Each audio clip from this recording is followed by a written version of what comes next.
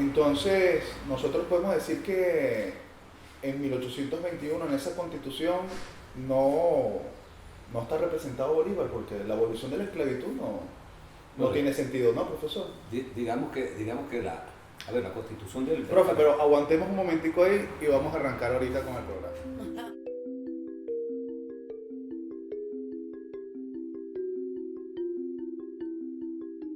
Bueno, muy buenos días. Mi nombre es Alejandro López. Sean todas y todos bienvenidos al espacio Bolívar 21, producido por el Centro de Estudios Simón Bolívar. El día de hoy, los venezolanos y las venezolanas celebramos y conmemoramos la sanción de la primera Constitución de la República de Colombia en la Villa Rosario de Cúcuta el 30 de agosto de 1821. Para conversar sobre este tema, los antecedentes, los participantes, la dinámica, la estructura de esta Constitución, contamos con las compañeras y compañeros historiadores María Jesús Daza, el profesor Manuel Carrero, la profesora Diana Pérez y el profesor Javier Escala. Les agradezco muchísimo de parte de todo el equipo su presencia y a todos ustedes la sintonía el día de hoy. Comenzamos sobre todo con los orígenes. ¿De dónde viene la tradición constitucionalista de Venezuela? Porque podemos decir que a partir, Diana, de 1810, del 19 de abril, arranca un proceso constituyente que luego va en la Declaración de la Independencia en 1811.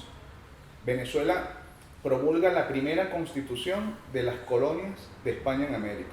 Somos pioneros en ese sentido. Diana, ¿qué nos puedes decir de... No era la primera constitución que regía sobre los territorios de Venezuela, la de 1821. ¿Qué otras constituciones se habían promulgado antes? Y además de esto, hay en este contexto en el que se promulga la Constitución, o mejor dicho, se instala el Congreso y se promulga la Constitución, ¿qué se vive en Venezuela en ese momento?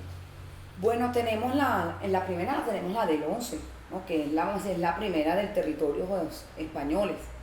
Y luego tenemos la de Angostura, la del 19. Esta es la primera de Colombia, específicamente. Vamos a decir que la del 11 tiene una gran amalgama digamos, es de avanzada, porque no existía en América española o otra constitución, pues Venezuela es una pionera, no solamente en el grito de independencia, sino en una organización política, en un concepto de república. Pero esto es vamos a decir, la república mantuana, una concepción más tradicionalista. Y ya la del 19 es con la impronta del libertador, de Bolívar, y ya se ha vivido un proceso de independencia cruento, largo, de la guerra, de guerra a muerte, de guerra social, y hay una nueva etapa, pues ya vamos a decir que la del 19 es una visión más de la visión de Bolívar. La importancia, vamos a decir, de esta de Cúcuta es porque asienta lo que es en sí el concepto ya de Colombia, ¿no? Desde la visión de Colombia, y es heredera de todo ese proceso constitucionalista venezolano, ¿no? Donde también se empieza a aprender un poco de lo que es la amplitud de lo social, dar nuevo, que la del 11 no toca el tema de la esclavitud, son temas que ahí no se tocan, ¿no? Es nada más una constitución netamente política, pues, que claro que tiene una avanzada porque fuimos, digamos, regiones que durante años fuimos monarquía, que no teníamos una constitución, por eso no existía ni siquiera en España. Entonces son hitos que se hacen aquí en América, donde aún la idea de monarquía es fuerte, porque hay sectores que quieren ser monarquía. En México hubo un intento, Brasil fue un imperio durante muchos años. Es decir, hay una visión marcada de lo que aún era ser parte de un imperio, porque así se formó la gente en esa época. Entonces hay un cambio de paradigma y de visión hacia una idea republicana. Y también hay una discusión en cuanto a qué modelo de república también seguir, pues es federalista, es centralista, ¿no? La del 11 es un sistema federalista, que después el Libertador va a decir que allí es la causa de la pérdida de la Primera República, y va a seguir a lo largo de ese periodo Bolívar siempre promulgando la idea del centralismo, ¿no? Porque él decía que el federalismo no era acorde a nuestra realidad, ¿no? Pero que servía para los Estados Unidos de América. Pero ¿por qué para el federalismo no es acorde con la realidad de las colonias de España en América? ¿Cuál era la raíz de esa crítica que tenía el Libertador hacia ese sistema? Yo creo que fundamentalmente era porque tratar de copiar quizás el modelo de los Estados Unidos, donde ellos sí tenían una visión, vamos a decir, cada colonia era separada de otra en el contexto de América española, ¿no? Aquí había una visión de centralidad.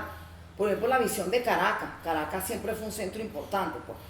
Y yo lo comprendo así, pues que el Libertador comprendía que nosotros teníamos muy marcado esa visión de centralidad del Imperio Español y aún no estaban los pasos dados para un federalismo, que necesitaba otra realidad histórica y política que funcionaba en otras regiones, que él también admiraba, que era un seguidor, pues porque todos estos libertadores y juristas se empapan de todas estas legislaciones de avanzada, pero él dijo, hay que adaptar a nuestra realidad venezolana, pues a nuestra propia herencia. Pues. Estábamos haciendo una ruptura y era muy rápido un feudalismo porque después lo demuestran del 11, eso fue, digamos, no había un mando definido y eso también fue una visión de se trastocó ese proceso de la Primera República. Muchas gracias, Diana. Incluso la Nueva Granada tenía el gran conflicto entre centralistas y federalistas, ¿no? En el que Bolívar también participó. Ahora, Javier, coméntanos un poco sobre el contexto en el que se instala el Congreso y además, ¿quiénes participan en este Congreso? ¿Cómo son los debates? Y sobre todo para profundizar un poco lo que Diana asoma, ya se perfilan bandos, se perfilan, digamos, simpatizantes de sistemas políticos que empiezan a chocar. ¿Qué comentarios nos puedes hacer al respecto, Javier?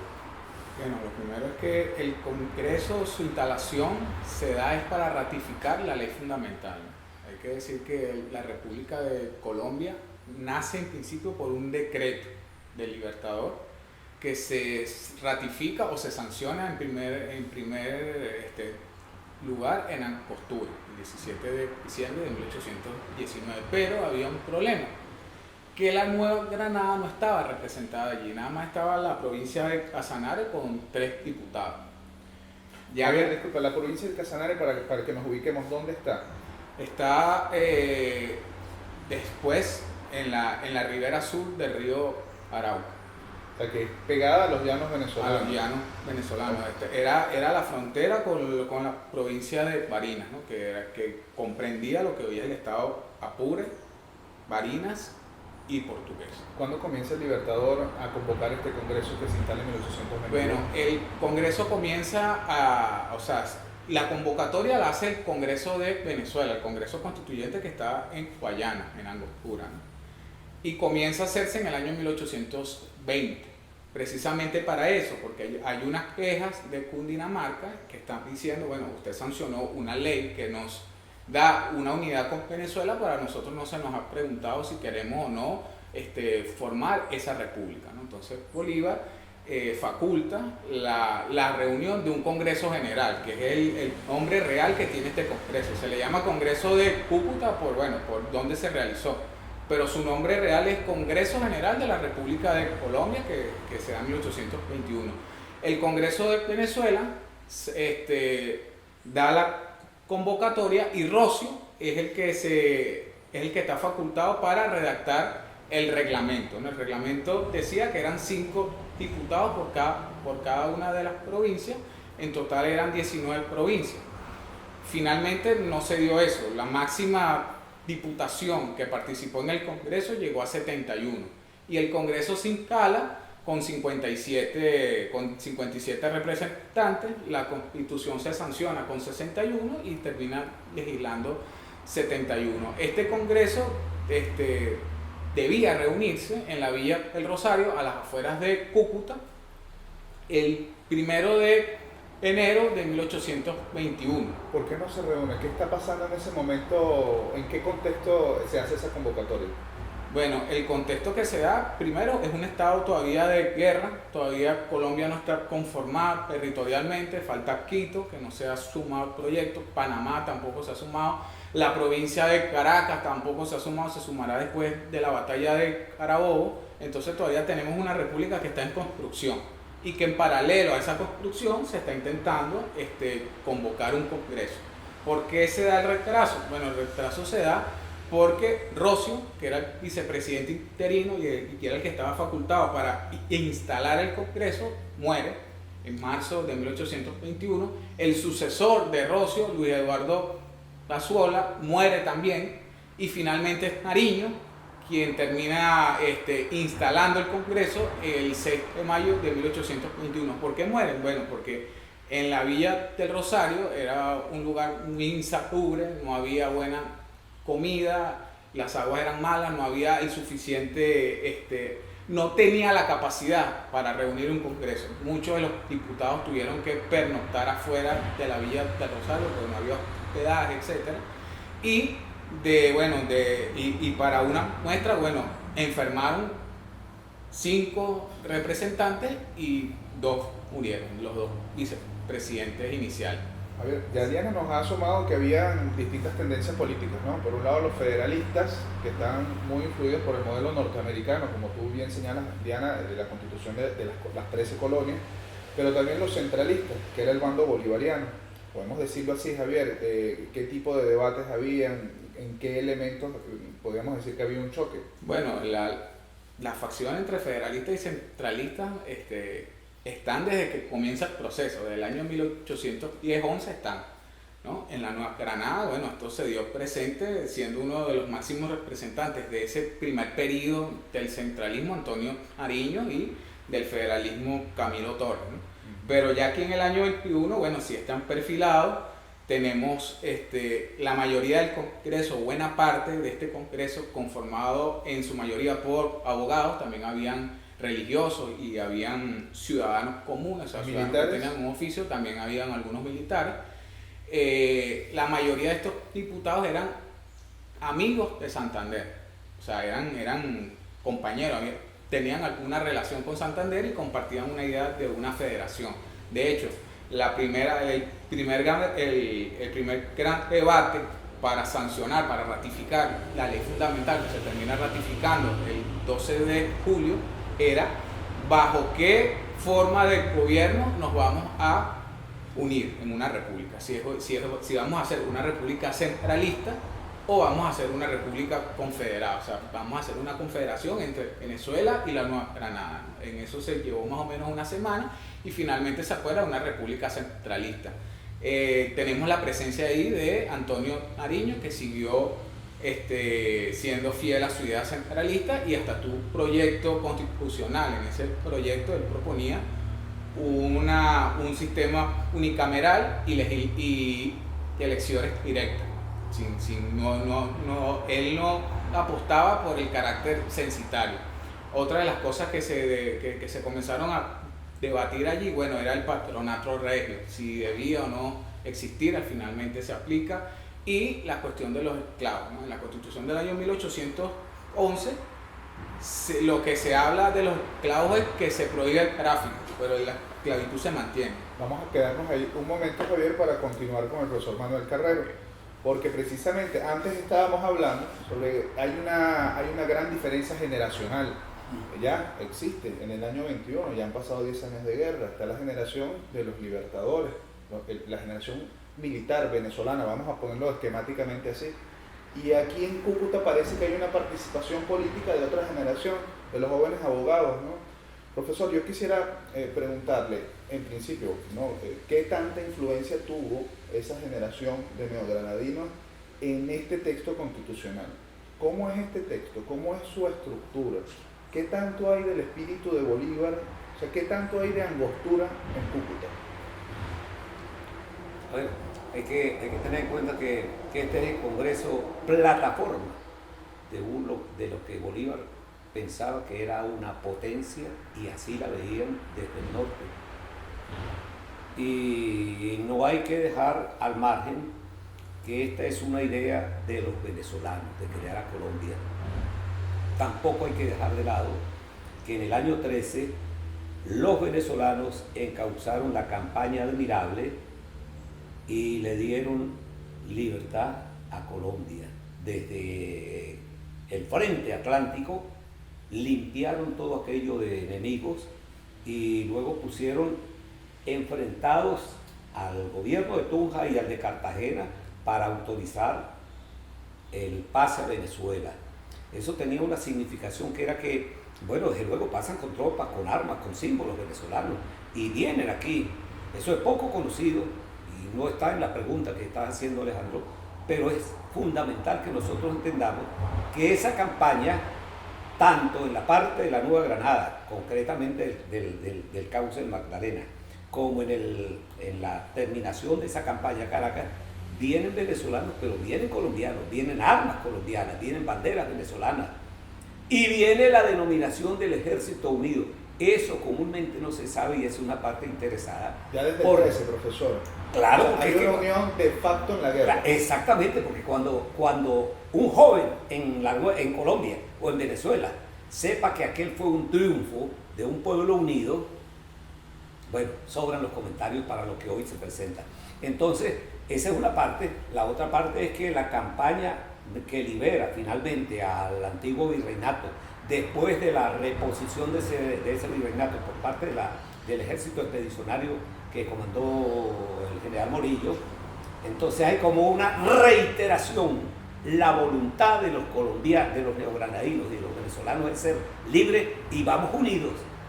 Entonces, digamos que eso en la práctica, vamos a decir, en la parte empírica, pero la parte teórica de construir una gran república empieza en ebullición, es parte de un proceso histórico, militar, político y hasta comercial. De manera que cuando el 17 de diciembre del 19 el Congreso de Angostura, por ley decreto, aprueba la creación de Colombia, lo que se está proyectando es una inmensa plataforma, porque esa república va a llevar, y es bueno que lo sepamos, un territorio, se va a construir desde las márgenes del Esequibo hasta más allá del río Marañón finalmente, cuando en el 22 ya se unen Quito y Guayaquil, pero también viene de las costas mosquitias de Nicaragua hasta las profundidades allá de la gran sabana y desde el centro del Caribe hasta la médula de la Amazonía,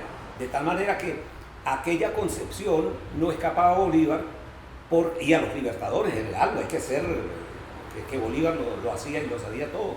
Cuando Bolívar habla en la Carta de Jamaica del Istmo de Panamá, pocos de nosotros nos enteramos que es que Europa está viendo el paso por el Istmo de Centroamérica para la Indonesia, China, Japón, Filipinas, la India, la Cochinchina, que según algunos datos de diplomáticos de esa época, porque no hay un inventario, no hay un censo completo, eran unos 450 millones de habitantes. Y hay que ver lo que era eso para un continente como Europa en un proceso industrial.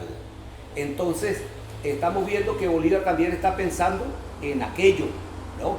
En lo que es América, lo que representa América, y esta nación que se está, este estado que se está construyendo, tiene árboles, madera, tiene ganado de las distintos, ganado caballar, mular, caprino, ovino, tiene aguas, tiene puertos, tiene oro, tiene plata, tiene riquezas diversas, y entonces aquel congreso es la plataforma de ese macroestado, de tal manera que hay una cantidad de aspectos del Libertador que no están explícitamente allí, pero también está el conflicto político y la visión de los neogranadinos que ven que, bueno, los venezolanos tienen un peso extraordinario en lo político y en lo militar, de tal modo que la aparición de eso que tú señalabas hace un rato, los bandos, las posiciones, no es de extrañar ni es circunstancial.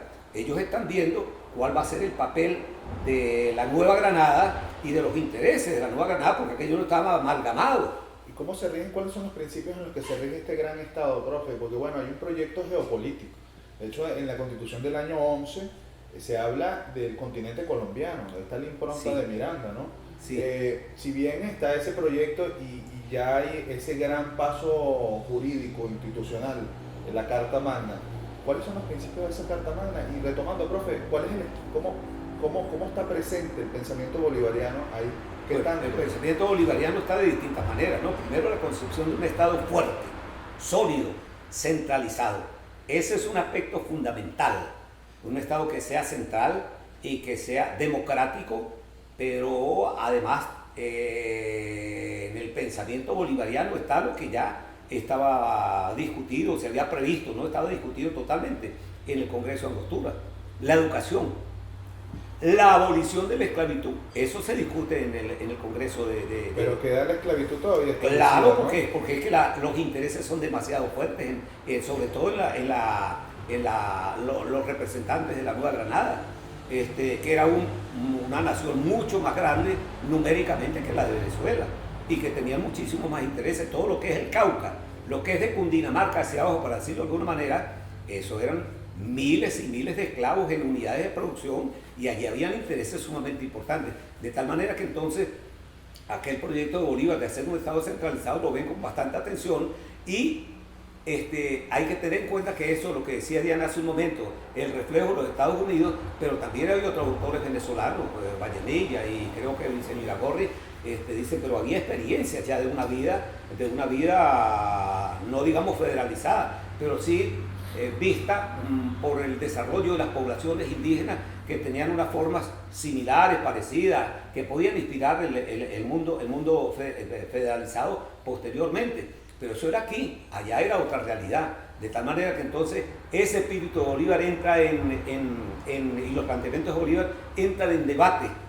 Y recordemos que sí, ciertamente eran 19 provincias, un promedio de 5 diputados por cada provincia. No asistieron todos y finalmente se instaló el Congreso con 57 diputados. Pero la mayoría de los diputados estaba del lado allá. Y eso tuvo un peso enorme. Esa constitución se hizo con la idea de hacer esa nación y ese Estado que fuera sólido y fuerte. Pero también tuvo otra cosa, que es que quedó establecido que esa constitución iba a ser revisada solo 10 años después. Y uno de los artículos establecía que el presidente era presidente con todas las facultades constitucionales, pero que cuando saliera de las fronteras de la República no perdía la condición de presidente, pero perdía las facultades y las asumía el vicepresidente. Y el grupo santanderista y los venezolanos y todos sabían que Bolívar iba enrumbado hacia el sur. ¿Por qué? Porque había que ir a liquidar al enemigo en Lima. Entonces Bolívar iba a salir de los límites de Colombia y quien quedaba era Santander, y eso tenía que estar previsto en la Constitución, como quedaron muchas cosas así. La Constitución le da poderes de acción militar al presidente, al Ejecutivo. Claro. Podemos decir entonces que esto es una Constitución pensada en un tiempo de guerra. Evidentemente. Por supuesto. Quizás 10 años era mucho tiempo, ¿no? Pero esa discusión la vamos a aguantar un poco. María de Jesús, ¿qué pasa después de Cúcuta? Porque ciertamente Bolívar no se queda quieto. Comienza otra fase. Venimos de la campaña Carabobo y comienza de inmediato prácticamente la campaña al sur. ¿Cómo queda la Constitución y cómo sería esa dinámica que se va forjando y Bolívar mismo? El Congreso Constituyente de Cúcuta es como una bisagra, es algo así que va uniendo dos tiempos históricos. El Congreso Constituyente, tal como lo decían los compañeros, se inicia ya con un mandato desde el año 19 en el Congreso de Cúcuta. ¿Qué busca esta bisagra? Unir, como decía el profesor, dos visiones, la visión de Bolívar y Venezuela, que ya había pasado por un proceso de guerra donde ya se habían unido las fuerzas al mando de Bolívar y ya la visión de Bolívar era otra, completamente diferente, ya era ir hacia el sur, como lo estábamos diciendo anteriormente. ¿Qué sucede?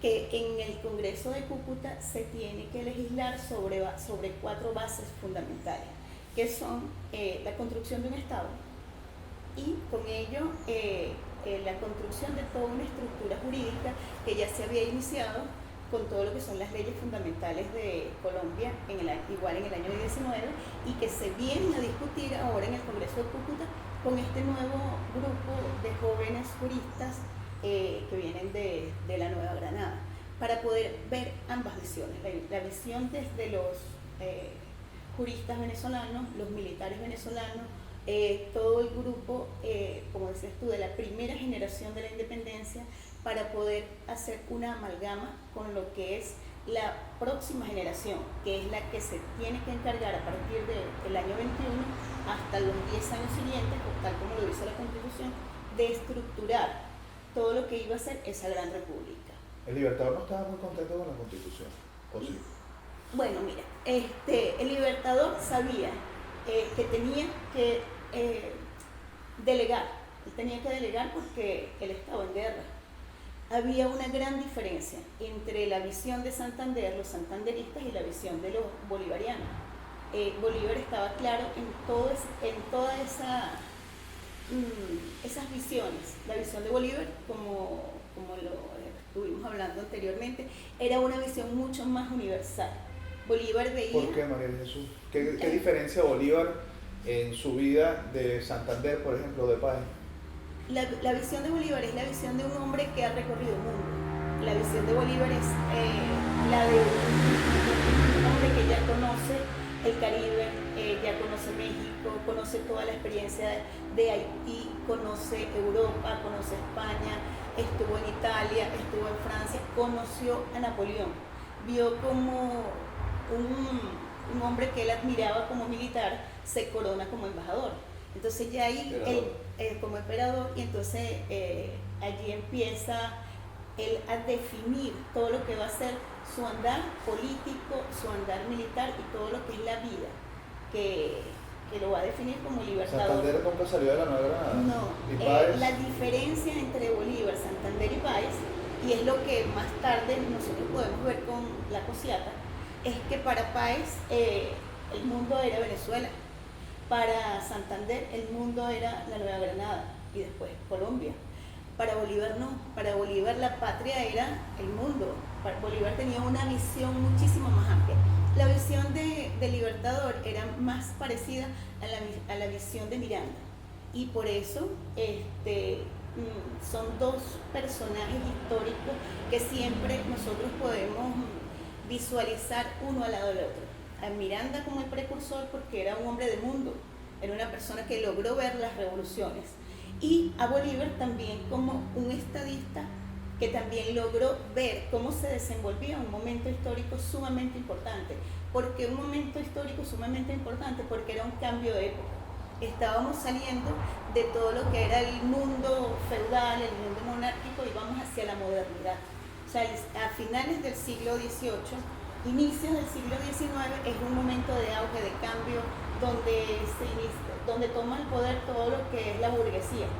Ya las monarquías, aun y cuando al día de hoy todavía existen monarquías, ya es un cambio completamente diferente. Al Libertador le toca ver personalmente en Europa, en su juventud, todo este cambio que se está dando en el mundo, con la Revolución Francesa. Además de eso está la independencia de Haití, está la independencia de los Estados Unidos. Es un mundo que él logra visualizar, y eso es todo el bagaje que él trae aquí a Venezuela, y es la base de lo que lo convierte en el libertador de 5 países, de los cuales, uno es creado con el Alto Perú, que es después del año 21. Pero el Congreso de Cúcuta es, como les decía anteriormente, una bisagra entre ese mundo monárquico, la salida de la colonia y el inicio de una república independiente. Esa república independiente en cuanto a territorio, ¿no? Eso lo hablábamos antes del programa. ¿Cómo se ve la impronta de Bolívar en cuanto a la definición territorial y la doctrina que rige esos límites? La doctrina, al Libertador lo hemos trabajado desde muchas perspectivas. Al Libertador lo hemos trabajado desde la perspectiva del estadista, del militar, del político. Sin embargo, hay un perfil de Libertador que nosotros trabajamos muchísimo menos, que es el Bolívar jurista. Disculpe, María Jesús, están entrando mucho ruido porque estamos cerca de una autopista, pero esperemos que se escuche bien. Quizás te interrumpí yo más que la misma autopista. Es el Bolívar jurista, el Bolívar que crea doctrina constitucional.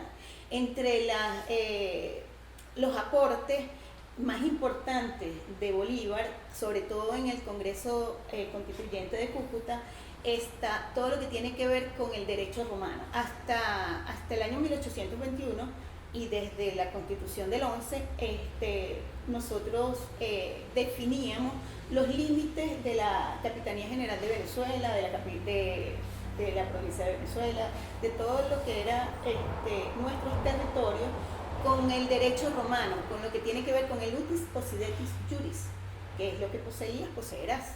Sin embargo, a partir de la Constitución de 1821, Bolívar le hace un cambio fundamental a ese principio de derecho. Y es primera vez que eso se hace en el mundo, ese cambio fundamental que hace Bolívar. ¿Y cómo va ese cambio? Bolívar le quita el de hecho. Ya no es que tú te haces de un territorio porque estás allí, de hecho, sino que ahora tú te haces de un territorio sí, con la documentación, con todo lo que tiene que ver con lo jurídico. O sea, mi territorio es este porque era el territorio que me pertenecía por ley desde que se crea todo el territorio de las colonias españolas.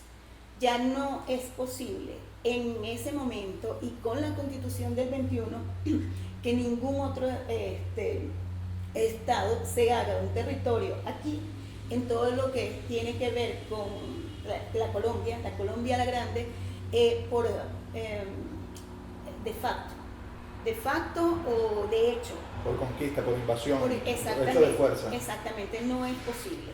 Y se intenta, en ese momento lo intentan los franceses con la Guajira, hacerse de la Guajira y no lo logran porque ya estaba promulgada la Constitución y todo lo que estaba dentro del territorio de la Gran Colombia, de Colombia la Grande, estaba protegido por el utis juris, o sea, Bolívar le quita el posidetis, entonces hace que todo ese territorio es nuestro porque está en ley. Bueno, eso es que esa es la doctrina que sustenta entonces el proceso de liberación del sur, donde en el territorio que se iba avanzando había además consulta, ¿no? Sí. Con los propios, lo que pasó en Quito, lo que pasó en Guayaquil y más adelante. Ahora, para hacer un cierre, sobre todo pensando en qué nos queda de la Constitución de Colombia, Diana, ¿por qué recordarla? ¿Qué elementos, si bien sabemos que hay partes fundamentales del pensamiento de Bolívar que esbozan Angostura en el 19 que no están? No está la abolición de la esclavitud, no está el Senado hereditario, no está el poder moral, pero sin duda alguna, como dice también María Jesús, hay un punto de no retorno a partir de esta Constitución. En valor histórico, ¿qué podemos decir, Diana, sobre esta Constitución? Bueno, esta Constitución poco conocida, porque realmente muy poco conocida en Venezuela, sí es importante históricamente porque vamos a decir es la primera del gran proyecto formalmente pues de la República de Colombia. Es digamos la primera pues, y ahí uno puede ver esas diferencias como se han ido debatiendo aquí, esas facciones que van a ahondar y logran entender por qué en el 30 pasa lo que pasa.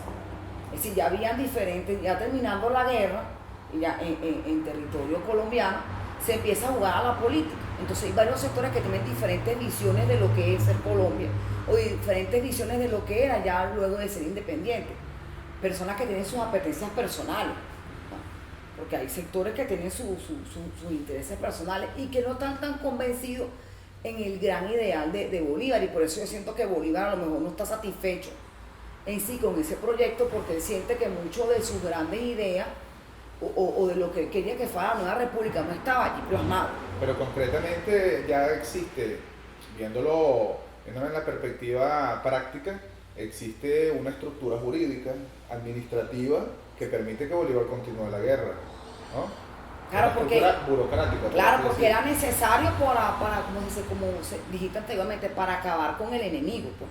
Tú tenías que seguir esa campaña del sur, porque tener enclaves realistas en América del Sur era peligroso, porque podía haber un rearme y una retoma. Entonces la idea era derrotar definitivamente a España en América del Sur, y ahí hay un consenso en lo militar, pues, que también lo logró Bolívar y no fue fácil. Exacto, lograr ese empuje del aspecto militar. Pero luego entra lo político, y en lo político hay diferentes visiones. Y creo que esta Constitución lo que logra es ver eso, las diferentes visiones, y cómo en lo social no da los avances esperados, sobre todo para el territorio venezolano. Por aquí la guerra fue mucho más, vamos a decir, sangrienta en lo social.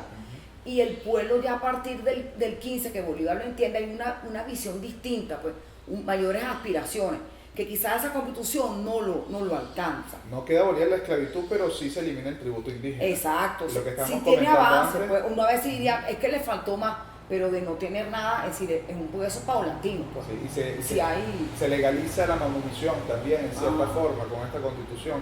Javier, ahora, ¿qué queda del mundo colonial todavía en ese texto constitucional? ¿Qué peso digamos, de esa herencia de tantos años monárquica queda todavía enquistada en esos artículos? Bueno, aparte de que la esclavitud sigue rigiendo, no será abolida aquí en Venezuela hasta 1854 y en la Nueva Granada hasta 1851, queda además el patronato regio, o sea, que era la facultad que tiene el Estado, en este caso antiguamente la corona, ahora el Estado colombiano, de nombrar y elegir curas, pues, curas parroquiales, arzobispos, recibir todos los beneficios de la iglesia, queda el diezmo. Lo que hace el Congreso de Cúcuta, que hay que decirlo, es un Congreso constituyente y a la vez un Congreso constitucional, porque no solamente sanciona una constitución, sino que sigue legislando hasta 1822. Okay. Hasta julio de 1822 es básicamente lo que hace este Congreso es una demolición selectiva de la monarquía, o sea, del viejo régimen. ¿Por qué? Porque estábamos saliendo de ese periodo, había mentalidades que todavía estaban afianzadas. Acuérdate que las mentalidades no cambian por una constitución, sino de manera gradual. Y además, como bien lo comentó el profesor Carrero, habían demasiados intereses allí. No solamente habían diputados que eran abogados, y diputados que eran sacerdotes, habían diputados que también eran hacendados. Y esos hacendados consideraban, por ejemplo, en el caso de la esclavitud, que no era viable abolirla por la situación en la que se estaba atravesando. O sea, venimos de una guerra, los campos, todo está, caído, todo se destruyó. Si nosotros liberamos de manera radical, esa era su forma de pensar, si nosotros le damos la libertad a los esclavos, que producen, no tenemos industria, la población está diezmada, no tenemos suficiente mano de obra. Entonces lo que se llega es a un acuerdo y se decide aplicar una ley de manumisión, de la cual todos aquellos nacidos a partir del año 1821, de que esa ley es sancionada, serían libres, en teoría, ¿no? Porque tienen que cumplir un periodo con el año. Para quienes nos ven, ¿qué es la manumisión? La manumisión es la libertad, es una carta de liberación que cede el propietario del esclavo. Pero esa manumisión iba a ser gradual. Es decir, todos aquellos nacidos, pasados los 18 años, después al servicio de haber estado al servicio del propietario, obtendrían su libertad. Esto significaba que, bueno, la esclavitud iba a ser abolida de manera gradual, pero no como lo propuso Simón Bolívar en 1819 de manera radical. Otra de las cosas que sigue permaneciendo es una república centralista. Hay que tener en cuenta algo, a diferencia del Congreso del año 1819, es que para este Congreso Bolívar no presenta proyecto, no hay un proyecto de constitución que presente. Su próximo proyecto constitucional lo hará para la República de Bolivia. Y lo otro que hay que decir es que Bolívar no estuvo satisfecho nunca con esta constitución, a pesar de que él la aceptó y la juró en octubre de 1821, pero él no estuvo de acuerdo. Tanto es así que ya para el año 26-27 está intentando proyectar una nueva constitución para Colombia, que es la que hace para Bolivia. Perfecto, vamos a tomar con el profesor Manuel este punto, porque es importantísimo. Bolívar no, como tú dices, Javier, no se había aventurado a hacer, a redactar una constitución, sino ya cuando está en el sur, ya cuando está liberado Perú, ya Bolivia está establecida como una nueva nación. Profesor, ¿qué elementos tiene entonces este pensamiento? ¿Cómo evoluciona el pensamiento constitucional de Bolívar a partir de Cúcuta? ¿Cómo es ese cambio que hay de Cúcuta a Bolivia, constitucionalmente hablando? Sí. Bueno, ahora quería agregar, yo sé que Javier la sabe, pero se le escapó. Primero que institucionalmente queda la figura de los ayuntamientos, el cabildo y de las alcaldías, que son rémoras todavía, que vienen hasta hoy, en algunas partes se convierten en un obstáculo administrativo. Y a ver, el pensamiento de Bolívar está presente allí. Está presente porque, claro, Bolívar no hace un proyecto como tal, pero lo llevan los diputados. Llevan instrucciones como lo normal, incluyendo hasta un nuevo nombre que lo plantea Pedro Gual, que no es República de Colombia, sino que era República de los Estados Equinocciales. República no tenía otro apellido. No, República de los Estados Equinocciales de Colombia. Okay. Y hubo otro diputado que planteó otro nombre, no recuerdo ahora cuál era, pero que se veía más allá de la propuesta, eran los choques entre unos grupos y otros. Entonces, porque hay que reiterar que el grupo de los neogranadinos era fuerte, y allí estuvieron presentes inclusive diputados del primer congreso de 1811 de Cundinamarca. Entonces, bueno, ese congreso produce esa constitución en la cual Bolívar termina la batalla de Carabobo y la campaña de Carabobo, y se va en un periplo por Valencia, El Tocuyo, Barquisimeto, Trujillo, Maracaibo, y llega allí a principios de octubre. El día 5 de octubre el Congreso le refrenda el título de libertador a él, y el mismo día en la tarde a Santander, el de vicepresidente. Y Bolívar inmediatamente toma marcha hacia el sur, que era donde estaba el foco realmente de la resistencia y el foco del riesgo del proyecto de independencia de la América. Y en ese tránsito, pues, bueno, toma el camino del Cauca y va pues al paso de la frontera entre lo que era la Nueva Granada y la presidencia de Quito. Y eso es un conflicto que merecería realmente tomar en cuenta otra discusión. Pero esa constitución que Bolívar ha ideado para Venezuela, Nueva Granada, y que después se incorpora el 28 de noviembre del 21, se incorpora el Istmo de Panamá. Por cierto que en la constitución, en el acta de independencia, en el artículo 2, dice que el territorio del Istmo pertenece a la República, al territorio de la República de Colombia. Y luego viene la incorporación de Quito y luego la de Guayaquil, que eso fueron conflictos realmente complejos y complicados. Pero esa constitución ya en el año 26 da muestras de que es frágil frente a la realidad concreta, a los intereses de las oligarquías. Perdón, se me olvidó decir que así como Panamá y también Santo Domingo, que proclama la Constitución el 1 de enero de 1820, también declara en su Constitución la adherencia al proyecto gran colombiano. Así lo llamamos gran colombiano. De modo que esa Constitución termina siendo frágil, por lo que Bolívar había criticado, porque era un proceso político, sí, pero era un proceso militar. Era un proceso de amalgamar los intereses económicos, era un proceso de enfrentar los intereses y la voracidad de Europa sobre América y de Estados Unidos. De esa macro territorio que hace un rato referíamos, entonces están los intereses de Estados Unidos, que desde muy temprano tiene una representación diplomática y que está coqueteándole a Santander y al grupo de Santander, que es un grupo sumamente poderoso. Esos son unos muchachos jóvenes que estudiaron en el Colegio de San Bartolomé, que era y sigue siendo muy importante, y que de allí egresan una cantidad de pensadores juristas, y Santander nuclea ese grupo, y también han estudiado en la Universidad de Santo Tomás. Santander es uno de los pocos que no se gradúa, pero ellos llegan todos, casi todos llegan a ser presidentes, vicepresidentes o ministros de la República de Colombia en los años 30 y 40. Algunos de ellos llegan, como Florentino González, a plantear que la salvación de Colombia solo tiene una salida, que es formar parte de la bandera de las barras y las estrellas, pero no es el solo. Rodríguez, no recuerdo ahora el nombre, se vea, fundador del partido liberal, también plantea que la crisis de Colombia en el año 46, creo que 46 del siglo XIX. Sí, del siglo XIX. Opina Que Rodríguez. bueno, que Colombia perdería una soberanía, pero ganaría la respetabilidad de un estado como Nueva York y tal, etc. Entonces, Una doctrina que sigue vigente, ¿no?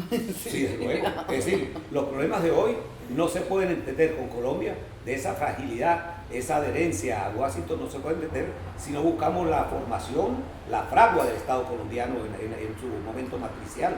Eso es una línea de continuidad, de adhesión a los intereses de Washington. Washington no se equivoca cuando crea lo que hoy tiene en Colombia. Ahora, ¿por qué, profesor? Perdón, para terminar, Alejandro. Entonces aquella constitución era frágil para los distintos intereses de Lima, de Quito, de Guayaquil, de Caracas, de Bogotá, del Istmo y de Bolivia. Y eso sí, Bolívar se trae el proyecto de la constitución de Bolivia, que era un proyecto de un presidente como, digamos, como algunos países de Europa tienen un primer ministro. Estaba muy influido por el modelo inglés. Sí, claro. Por el modelo inglés, pero Bolivia se trae la presidencia vitalicia de la Constitución de Haití. Ya va, pero entonces pero la presidencia vitalicia se interpreta por muchos como una suerte de reinado velado, de un ¿no? rey sin corona. Entonces Sí, entra en sí, esos sí. conflictos. ¿Por qué no era un reinado? ¿En qué se diferenciaba la presidencia vitalicia de un rey? Porque era una república y porque tenía unas instituciones que eran propias de la república, y en Europa un rey, era a menos de que no fuera como en Inglaterra, por ejemplo, que era una monarquía parlamentaria. Era un rey Entonces absoluto. los ingleses le plantean a Bolívar que se declare Y rey. si Bolívar hubiese sido rey, un caso hipotético, y hubiese muerto, ¿quién lo sucede en ese sistema? Tenía el carácter como en Haití, tenía la facultad de nombrar al heredero. Y ese era uno de los temores de la oligarquía santafereña con Sucre, que Sucre fuera señalado como el delfín por Bolívar. Entonces era una serie de conflictos realmente para un Estado. Hay un conflicto constitucional entonces que se plantea a partir de También, y 1916. Bolívar lo entiende y se trae entonces el modelo, la Constitución de Bolivia, porque en el 31 se iba a revisar, pero ya Bolívar entendía que era muy largo el tiempo para la crisis que se había desarrollado a partir de la Convención de Ocaña. Porque en la Convención de Ocaña, cuando se va, Bolívar entiende que hay un problema constitucional, y entonces sí, van a la Constitución, van a Ocaña a debatir a una convención para discutir antes del tiempo previsto por la misma Constitución. Entonces en Ocaña se presenta en fuerte y abiertamente el proyecto de Bolívar y el proyecto de Santander. 7 años después. 7 años después. Lo que manifestaba era que aquella creación constitucional no se ajustaba a la realidad socioeconómica y política de los intereses tanto de Venezuela como de Bogotá, como de Quito, Ecuador, etc. Pues. Entonces era un territorio demasiado amplio, con unas comunicaciones sumamente difíciles, con unos intereses muy particulares para resumirlos en un texto constitucional. Entonces lo que se plantea en Ocaña es discutir una constitución nueva, pero entonces hay toda una serie de conflictos de la asistencia de los diputados y de los grupos que van llegando primero, que son los santanderistas, que copan los cargos directivos, y se desata entonces aquel conflicto, y la opción que le quedó a los bolivarianos cuando se vieron en desventaja porque el pensamiento bolivariano tenía unidad, pero no habían podido llegar todos al momento de discutir la Constitución, y entonces lo que hace es romper el quórum, y allí se acaba. Por un problema logístico, básicamente. Bueno, de distintas maneras, de distinta naturaleza. Entonces se rompió el quórum y Bolívar y Colombia quedó sin Constitución, porque lo primero que hicieron fue abolir la existente. Y entonces se quedó sin Constitución, y entonces Bolívar tuvo que asumir la dictadura, cosa que le horripilaba a Bolívar, no solamente por lo que aquí se dijera, sino por cómo lo veía Europa y cómo lo veía. Y esto merita que nos dediquemos un espacio Bolívar 21, sobre todo a la comprensión de las dictaduras de Bolívar. Claro. No solamente esa del año 28, sino también la anterior del año 24. Claro. Ahora, María Jesús, tenemos en realidad la gran perspectiva. Hemos podido construir una gran perspectiva alrededor del tiempo histórico de la Constitución, pero podemos decir nosotros que la Constitución de Cúcuta es un mal necesario. ¿En qué sentido? En que resuelve un tema táctico, estratégico, militar, y garantiza la realización de la guerra, por así decirlo, pero a la vez, es el germen de la discordia que siembra ahí. ¿Qué piensas tú sobre eso? El Congreso de Cúcuta y la Constitución del año 1821, es un eslabón. Es un eslabón en una cadena que se va construyendo. Podemos decir que en Cúcuta, el Congreso de Cúcuta es como el punto intermedio entre lo que quería el Libertador y lo que querían las élites, tanto de Caracas como de Santa Fe. En este Congreso se discuten solamente cuatro tópicos fundamentales, aun y cuando hay muchísimas discusiones durante 5 meses y una semana, creo que son las discusiones. 4 tópicos que son la legislación, todo lo que tiene que ver con la estructura fundamental jurídica, se discute lo militar, se discute lo que tiene que ver con lo económico, con la hacienda pública, porque es vital, estamos en guerra, y se discuten temas que tienen que ver con lo social.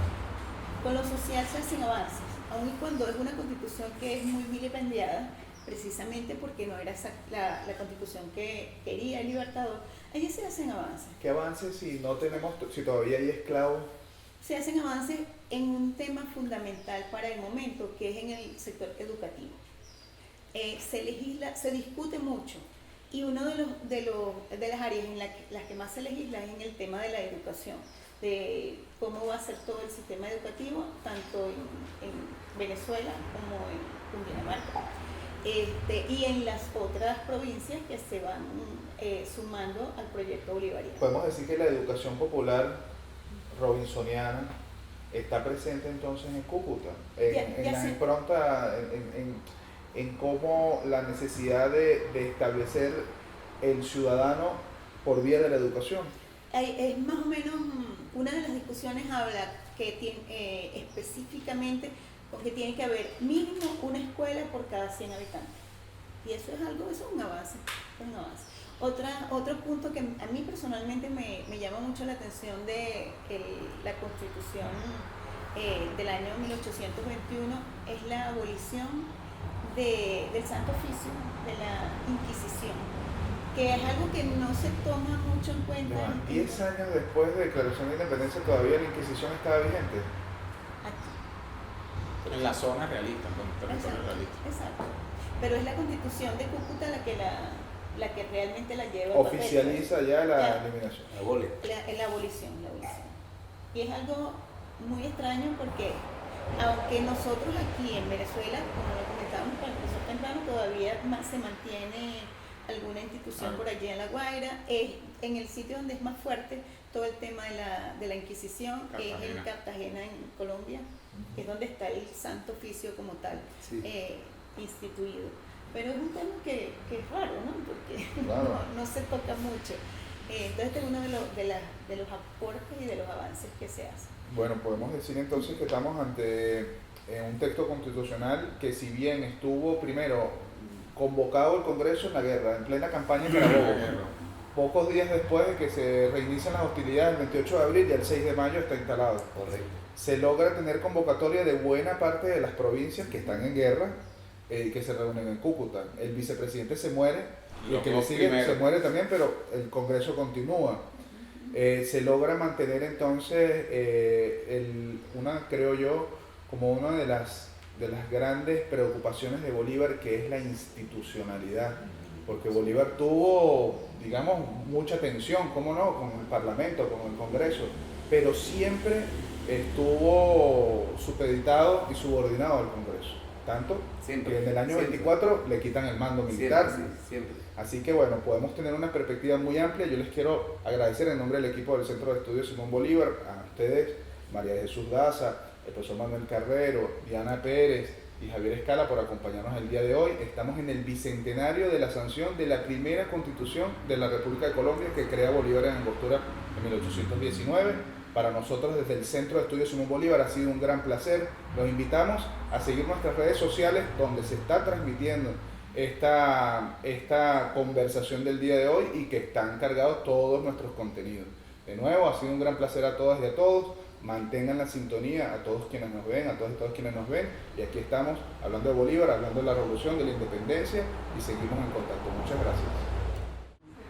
Desde el Centro de Estudios Simón Bolívar las invitamos a todas y todos que para disfrutar de los enlaces y de todos los enlaces del Espacio Bolívar Siglo XXI, acá pueden hacer clic y disfrutar de esta actividad que tenemos desde el año pasado. Muchas gracias.